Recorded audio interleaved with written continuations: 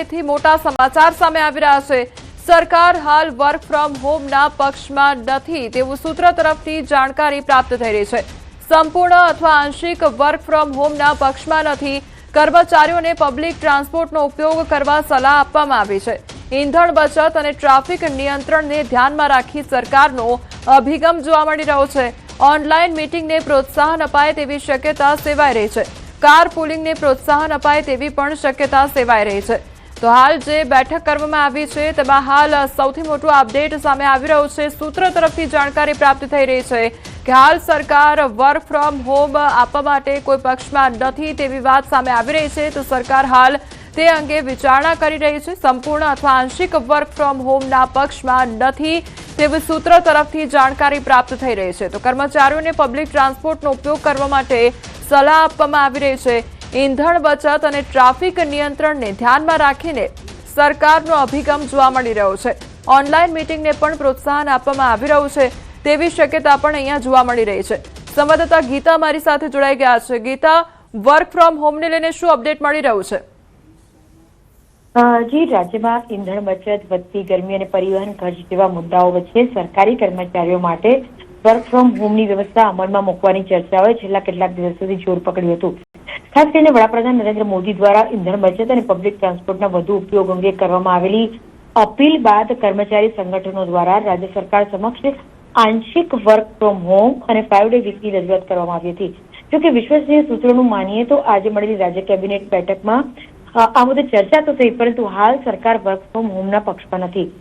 સચિવાલય કર્મચારી યુનિયન અને વિવિધ કર્મચારી મંડળો દ્વારા સરકારને રજૂઆત કરવામાં આવી હતી કે કોરોના કાળ દરમિયાન જેમ ઓડ ઇવન પદ્ધતિથી કર્મચારીઓને ઘરેથી કામ કરવાની મંજૂરી આપવામાં આવી હતી, તેવી જ રીતે અઠવાડિયામાં 1 થી 3 દિવસ વર્ક ફ્રોમ હોમ અમલમાં મૂકવામાં આવે। કર્મચારી સંગઠનનું માનવું હતું કે આ નિર્ણયથી પેટ્રોલ ડીઝલના વપરાશમાં ઘટાડો થશે અને ટ્રાફિકનું દબાણ પણ ઓછું થશે અને સરકારી કર્મચારીઓને રાહત મળશે। પરંતુ જી ગીતા, સમગ્ર માહિતી બદલ આપનો આભાર। ગરમીને લઈને હવામાન વિભાગ દ્વારા આગાહી કરવામાં આવી છે। આજથી ગરમીમાં થઈ શકે છે આંશિક ઘટાડો। 2 થી 4 ડિગ્રી તાપમાન ઘટવાના સંકેત મળી રહ્યા છે। પવનની દિશા બદલાતા 2 થી 4 ડિગ્રી તાપમાન ઘટશે। તો વેસ્ટર્ન ડિસ્ટર્બન્સ સક્રિય થતા પવનની દિશા બદલાઈ છે। પશ્ચિમ ઉત્તર પશ્ચિમના પવનો ફૂંકાશે। સૌરાષ્ટ્ર કચ્છમાં આજે હીટ વેવનો પ્રકોપ જોવા મળી રહ્યો છે।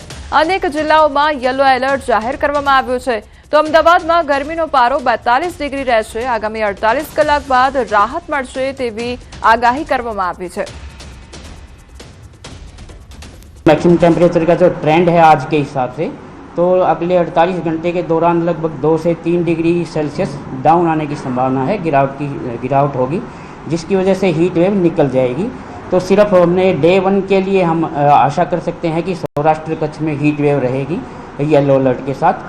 जो डिस्ट्रिक्ट हमने कवर किए हैं आज, जहाँ पे उम्मीद है उसमें भावनगर है, गिर है, दीव सोमनाथ है, द्वारका है और कच्छ है। इनमें हम हीट वेव एक्सपेक्ट कर सकते हैं। गुजरात रीजन से हीट वेव निकल गई है, तो हम आज उम्मीद करते हैं कि कोई हीट वेव नहीं आएगी गुजरात रीजन में।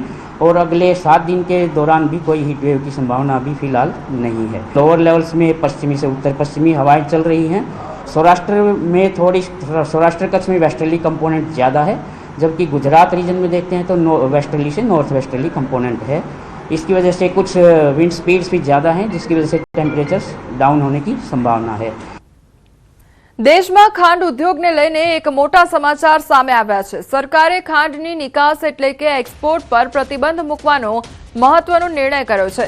આંતરરાષ્ટ્રીય બજારની સ્થિતિ અને ડોમેસ્ટિક માર્કેટના ભાવને ધ્યાનમાં લઈ લેવાયો છે નિર્ણય। સ્થાનિક બજારમાં ખાંડના ભાવો 3,900 રૂપિયાની આસપાસ હોવાથી નિકાસ નફાકારક નથી। આ સંજોગોમાં દેશમાં ખાંડની અછત ન સર્જાય તે માટે સરકારે એક્સપોર્ટ કેન્સલ કર્યું છે।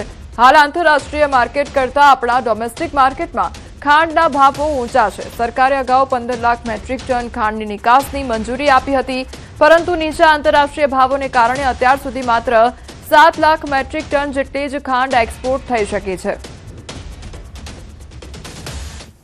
એટલે લગભગ 7 લાખથી વધારે કોઈ એક્સપોર્ટ થાય એવી કોઈ પોઝિશન છે નથી અને એને લઈને અને ડોમેસ્ટિક પરિસ્થિતિ એવી છે કે અત્યારે ખાંડનો જે સ્ટોક છે એ ઘટતો જાય છે અને 30 સપ્ટેમ્બર સુધીમાં લગભગ જે ગત વર્ષે જે ખાંડનો સ્ટોક હતો એ 50 લાખ મેટ્રિક ટન હતો, તેની જગ્યાએ આ વર્ષે લગભગ 37 લાખ મેટ્રિક ટન જ 30 સપ્ટેમ્બર સુધીમાં ખાંડનો સ્ટોક ભારત દેશમાં રહે એવી જે પરિસ્થિતિ ઊભી થઈ છે એને લઈને સરકારે આ એક્સપોર્ટ કેન્સલ કરી નાખ્યું છે. સુરત અને તાપી જિલ્લાના પશુપાલકો માટે ખુશીના સમાચાર સામે આવ્યા છે. સુમુલે પશુપાલકોને બોનસની જાહેરાત કરી છે તો કિલો ફેટ દૂધના 120 રૂપિયા બોનસની જાહેરાત કરવામાં આવી છે. પ્રતિ કિલો ફેટના 1020 રૂપિયા ચૂકવવામાં આવશે તો જિલ્લાના 2.5 લાખ પશુપાલકોને મોટી આર્થિક રાહત પ્રાપ્ત થશે. સુમુલ ડેરી સાથે સંકળાયેલા પશુપાલકોને મોટો ફાયદો થશે તો સુમુલના આ નિર્ણયને પૂર્વ ડિરેક્ટર જયેશ પટેલે આવકાર્યો છે. સુમુલ ડેરી દ્વારા ગત નાણાકીય વર્ષ દરમિયાન પશુપાલકોને સરેરાશ પ્રતિ કિલો ફેટ ₹870નો ભાવ ચૂકવવામાં આવ્યો હતો. કિલો ફેટ દૂધ 120 રૂપિયા મળી કુલ પ્રતિ કિલો ફેટે 1020 જેટલી રકમ પશુપાલકોને મળશે. આ વર્ષે જે રીતે બોનસ જાહેર થયું છે, પ્રથમ હરોળનું ગુજરાતમાં પ્રથમ હરોળનું બોનસ જાહેર થયું છે અને લગભગ કિલો ફેટે 1000 રૂપિયાથી પણ વધારે જરા ડેરી ચૂકવવા જઈ રહી છે અને ખાસ કરીને 425 કરોડ રૂપિયા જેટલો ભાવફેર પશુપાલકોના ખાતામાં આવનારા જૂન મહિનામાં જમા થવાનો છે. ખૂબ જ પશુપાલકોમાં ખાસ કરીને આનંદની લાગણી છે. વડોદરામાં જાતિના દાખલા માટે અરજદારોને હાલાકી ભોગવવાનો વારો આવ્યો છે. અરજદારોની વેદના સાંભળી ધારાસભ્ય લાલઘુમ જોવા મળ્યા છે. ધારાસભ્યે મામલતદારને ખખડાવ્યા તો બાળકોના ભવિષ્ય સાથે રમત નહીં ચલાવાય, ગરીબોને હેરાન કરશો તો હું તમને છોડીશ નહીં. ધારાસભ્યએ સમગ્ર મામલે કલેક્ટરને રજૂઆત કરી 5 દિવસ સુધી ધક્કો અરજદારોના ખવડાવતા હોવાનો દાવો કરવામાં આવી રહ્યો છે. ત્યારે ગરમીમાં અરજદારો લાઇનમાં ઉભા રહેવા માટે મજબૂર બન્યા છે. અરજદારો માટે પીવાના પાણીની વ્યવસ્થા નથી. મહત્વનું છે કે મામલતદાર SS કસોટાએ અરજદારો પાસે 1951 પહેલાના એવા કાગળો માંગ્યા છે જે લાવવા ગરીબો માટે અશક્ય છે. જેમના બાપ દાદા ક્યારેય શાળાએ જ નથી ગયા તે લોકો શાળાનો દાખલો ક્યાંથી લાવે અને જે જમીન વિહોણા છે તે 7/12ના ઉતારા ક્યાંથી લાવે. જેથી ધારાસભ્યનો ગુસ્સો 7મા આસમાને પહોંચી ગયો અને તેમણે મામલતદારને જાહેરમાં ખખડાવી દીધા. જાતિના દાખલાની અંદર મામલતદાર શ્રી પોતાનું જકી વલણ રાખીને દાખલા ઉપરથી દાખલો હું નહીં આપું તો અગાઉ જે કંઈ દાખલો આપ્યો છે એ દાખલો ખોટો તો હોય નહીં. એ પણ એક મામલતદાર કક્ષાના અધિકારીએ જ આપેલો દાખલો છે. હવે સમય ખૂબ ઓછો હોય, બાળકોના એડમિશન લેવાના હોય અને તમે લોકોને ધક્કા ખવડાવો છો જેના કારણે થઈને બાળકનું ભવિષ્ય બગડે એ કોઈ પણ કાળે ચલવી ના લેવાય. મેં કલેક્ટરશ્રીને પણ રજૂઆત કરી છે કે ભાઈ આ તમારા અધિકારીને સૂચના આપો, જે કંઈ પુરાવા છે એ પુરાવાને ધ્યાને લઈ અને વહેલામાં વહેલી તકે તાત્કાલિક આવા લોકોને દાખલા મળવા જોઈએ એની માન્ય કલેક્ટરશ્રીને પણ વાત થઈ છે અને મામલતદારશ્રીને સૂચના પણ આપવામાં આવી છે. પંચમહાલમાં ડીઝલના ભાવમાં લીટરે 3 રૂપિયાનો વધારો થતા ખેડૂતો ચિંતિત બની ગયા છે. ભાવ વધારાની અસરનો બોજ ખેડૂત પર પણ થવાની ખેડૂતોની વેદના. વર્તમાન સમયમાં ખેડૂતો વાવણીથી માંડી લણણી સહિત મહત્તમ ખેતીના કામમાં ટ્રેક્ટરનો ઉપયોગ કરી રહ્યા છે. તો અગાઉ ટ્રેક્ટરમાં ખેડાણ કરવાનો ભાવ પ્રતિ કલાકના 900 રૂપિયાથી 1000 રૂપિયા સુધી હતા, જે હવે વધીને 1200 થી 1500 રૂપિયા થયા છે.